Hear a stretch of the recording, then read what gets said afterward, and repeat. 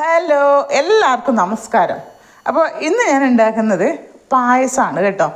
അപ്പോൾ അരിപ്പായസമാണ് ഇന്ന് ഞാൻ ഉണ്ടാക്കുന്നത്. അതിനായി ഞാൻ എടുത്തത് 240 ml കപ്പിന് ഈ ഒരളവിൽ അരിയാണ് എടുത്തത്. പിന്നെ 300 ഗ്രാം വെല്ലം എടുത്തിട്ടുണ്ട്. 240 ml കണക്കായിട്ടില്ല, അരിക്ക് കണക്കായ വെല്ലമാണ്. പിന്നെ 300 ഗ്രാം വെല്ലം. അതല്ല, നിങ്ങൾക്ക് മധുരം കുറവാണ് വേണ്ടതെങ്കിൽ നിങ്ങൾക്ക് 200 ഗ്രാം വെല്ലം മാത്രം എടുത്താൽ മതി. മധുരം കൂട്ടിയെടുക്കണമെന്നുള്ളവർക്ക് ഈ 300 ഗ്രാം വെല്ലം എടുക്കാം കേട്ടോ. അപ്പോൾ അരി നന്നായി ഒന്ന് കഴുകിയെടുക്കണം. വെല്ലം നമുക്കൊന്ന് പാനിയാക്കി എടുക്കുകയും ചെയ്യാം. അപ്പോൾ ആദ്യം നമുക്ക് അരി ഒന്ന് വേവിച്ചെടുക്കാം. അപ്പോൾ ഞാൻ കുക്കറിലാണ് കേട്ടോ അരി വേവിച്ചെടുക്കുന്നത്. നമുക്കതിന് പാകമായ വെള്ളം കൂടെ ചേർത്തിട്ട് വേണം വേവിച്ച് എടുക്കാൻ വേണ്ടിയിട്ട്.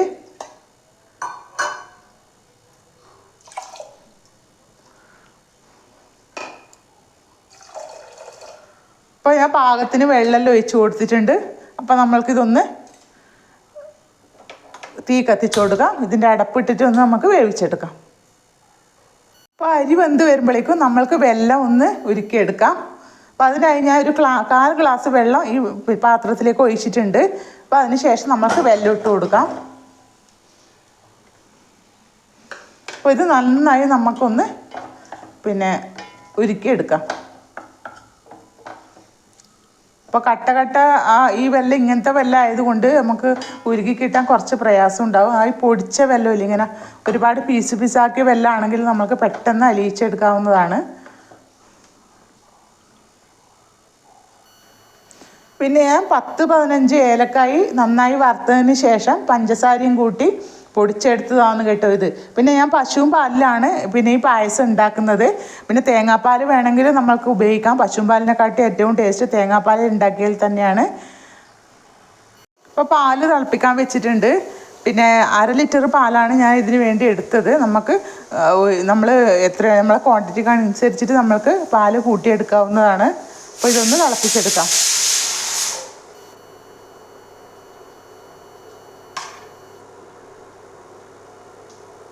അപ്പോൾ അരി നന്നായി വന്നിട്ടുണ്ട്.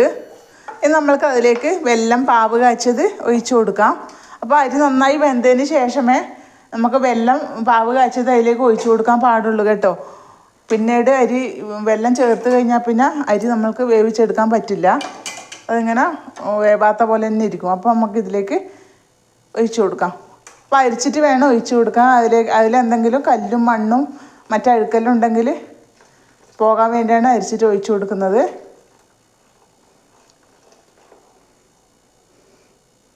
അപ്പോൾ വെല്ലം പാവ് കാച്ചതെല്ലാം പച്ചരി വെന്തതിലേക്ക് നമ്മൾ ഒഴിച്ചു കൊടുത്തു. ഇനി അത് നമുക്ക് നന്നായി ഒന്ന് മിക്സ് ചെയ്തെടുക്കാം. സ്റ്റൗ കത്തിച്ചു കൊടുക്കാം.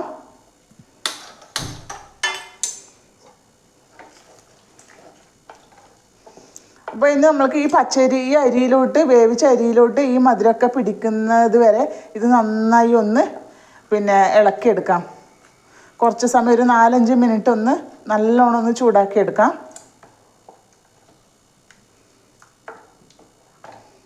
മധുരം ബാലൻസ് ചെയ്യാൻ വേണ്ടിയിട്ട് ഒരു ഇച്ചിരി ഉപ്പ് കൂടി ഇട്ട് കൊടുക്കുന്നുണ്ട്. വെല്ലം പാവ് കാച്ചിയത് ഒഴിച്ചു കൊടുത്തതിന് ശേഷം ഏകദേശം 4-5 മിനിറ്റ് ഞാൻ നന്നായി ഇളക്കി കൊടുക്കുന്നുണ്ടായിരുന്നു. അപ്പോൾ ആ മധുരമൊക്കെ വെന്ത അരിയിലോട്ട് നന്നായി പിടിച്ചിട്ടുണ്ട്. നമുക്ക് അതിലോട്ട് ഇച്ചിരി നെയ്യ് ഇട്ട് കൊടുക്കാം.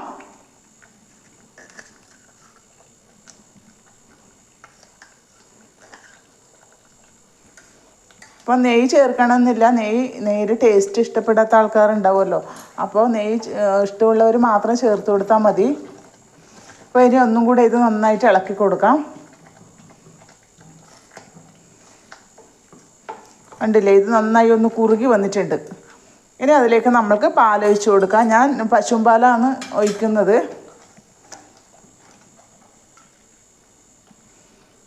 അപ്പോൾ കുറേശ്ശെ നമുക്ക് പാല് ചേർത്തിട്ട് ഇങ്ങനെ ഇളക്കി കൊടുക്കാം.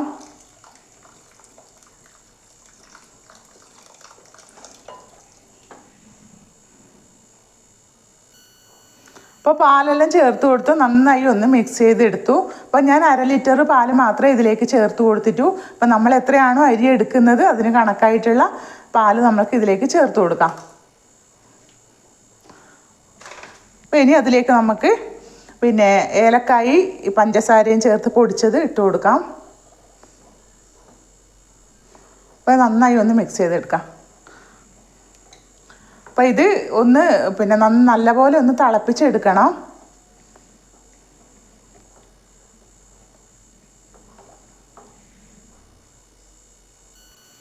അപ്പോൾ പാലെല്ലാം ചേർത്ത് കൊടുത്തതിന് ശേഷം പായസം നന്നായി തിളച്ച് വന്നിട്ടുണ്ട്.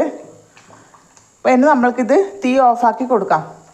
അപ്പോൾ ഏറ്റവും ലാസ്റ്റ് ഇതിലേക്ക് പിന്നെ ലേശം തേങ്ങാക്കൊത്തും കൂടെ നെയ്യിലിട്ടിട്ട് ഒന്ന് വറുത്തെടുക്കാം.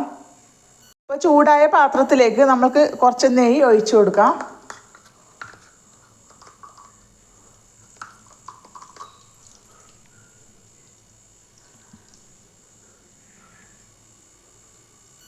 അപ്പോൾ ചൂടായ നെയ്യിലേക്ക് നമ്മൾക്ക് കുറച്ച് തേങ്ങാക്കൊത്ത് കൂടി ഇട്ട് കൊടുക്കാം. അപ്പോൾ ഇതൊന്ന് മൂപ്പിച്ചെടുക്കാം. അപ്പോൾ നിങ്ങളുടെ കയ്യിൽ അണ്ടിപ്പരിപ്പ് പിന്നെ അങ്ങനത്തെ പിന്നെ ഡ്രൈ നട്ട്സുകളൊക്കെ ഉണ്ടെങ്കിൽ ഇതിലേക്കൊന്ന് നെയ്യിൽ മൂപ്പിച്ചിട്ട് ഇട്ട് കൊടുക്കാവുന്നതാണ് ലാസ്റ്റ്. അപ്പോൾ നെയ്യിൽ മൂപ്പിച്ചെടുത്ത തേങ്ങാക്കൊത്ത് നമ്മൾക്ക് പായസത്തിലോട്ട് ഇട്ട് കൊടുക്കാം. ഇതൊന്ന് മിക്സ് ചെയ്തെടുക്കാം. അപ്പോൾ എല്ലാവരും ഈ പശുവും പാലിൽ അരിപ്പായസം ഒന്ന് ഉണ്ടാക്കി നോക്കൂ കേട്ടോ. നല്ലൊരു ടേസ്റ്റാണ്. അപ്പോൾ ഉണ്ടാക്കി നോക്കിയിട്ട് നിങ്ങളുടെ അഭിപ്രായങ്ങളൊന്ന് അറിയിക്കുക. അപ്പോൾ അടുത്ത വീഡിയോയിൽ വരുന്നത് വരെ എല്ലാവർക്കും ബൈ.